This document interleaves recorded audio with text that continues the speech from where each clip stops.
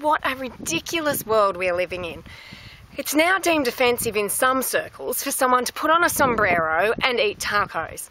Apparently it's called cultural appropriation and it's just not on. Dressing up as Indians, Mexicans or Africans is now offensive to people, but we're told when a grown man plays dress-ups as a woman, we must accept his feelings and deny scientific fact. No, I won't. I won't stand by why these predominantly privileged white males, to use their own terminology, dress up or maybe take some pills and try to appropriate my gender. If cultural appropriation is unacceptable, then so is gender appropriation. Now, just because you feel like a woman doesn't make you one. Lipstick, high heels and dresses do not define a woman. I know plenty of women who wear Wrangler jeans, Bloodstone boots and can fix a car engine, but that does not make them a man. Biology is not fluid. Science has defined male and female. Have you noticed how in most cases the left hail everything to do with science as pure fact, except when it comes to gender? Apparently feelings trump facts, but gender is defined by biology. The issue of identifying as something you are not is psychological, not physiological. If grown adults want to dress up and convince themselves they're no longer male or female, so be it. I don't have a problem with that. But I will not participate in perpetuating the psychological dysfunction. By all means, change your name, change your hairstyle, even surgically change your genitals if you must. But don't impose it upon me and don't impose it on innocent children. Just because a girl plays with trucks or a boy plays with dolls doesn't mean they have gender issues. Children are creative and not bound by expectations the way adults are. Stop defining and limiting children by forcing them to identify with politically correct constructs. Girls can have short hair, be good with tools and like to wrestle without being told they should become a boy and they have gender issues. You know, recently mainstream media have been celebrating a transgender man giving birth. She's not a man. She's a hairy female dressed up as a man who takes some pills. This woman has XX chromosomes, a uterus, eggs, periods and a vagina. She's a woman who dresses like a man. That does not make her a man.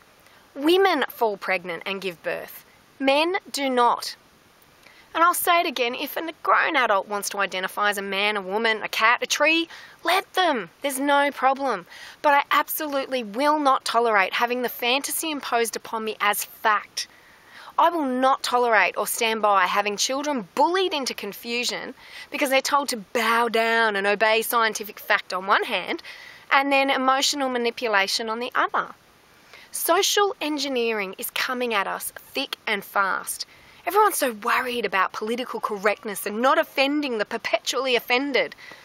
It's not helping anyone. The left are trying to change laws, redefine words and concepts, as well as prosecute or silence anyone who does not agree with them. They are bullies and they have an agenda.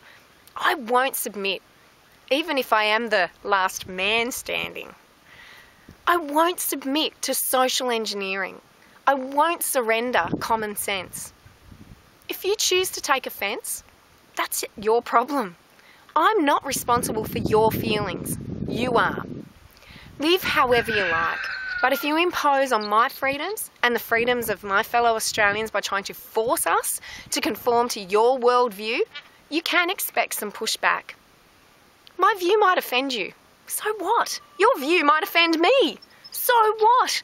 We need to get over it. This is not about feelings, it is about facts. No one wins in a feelings-based argument. Whose feelings are more valid than somebody else's? You will never measure it. It's time society restored civil responsibilities for people to take personal responsibility for their own choices. There will always be minority groups, but keep it in perspective. That's what they are, they're minorities. There are social norms and standards that are necessary for a large group of people, a society, to be able to function. Redefining words and concepts will only lead to disunity and chaos. Measuring insult and offence is an impossible task. It's simply not doable. Instead, let's focus on reality and encouraging all citizens to be members who contribute to society rather than constantly rail against it and demand change because of some perceived offence.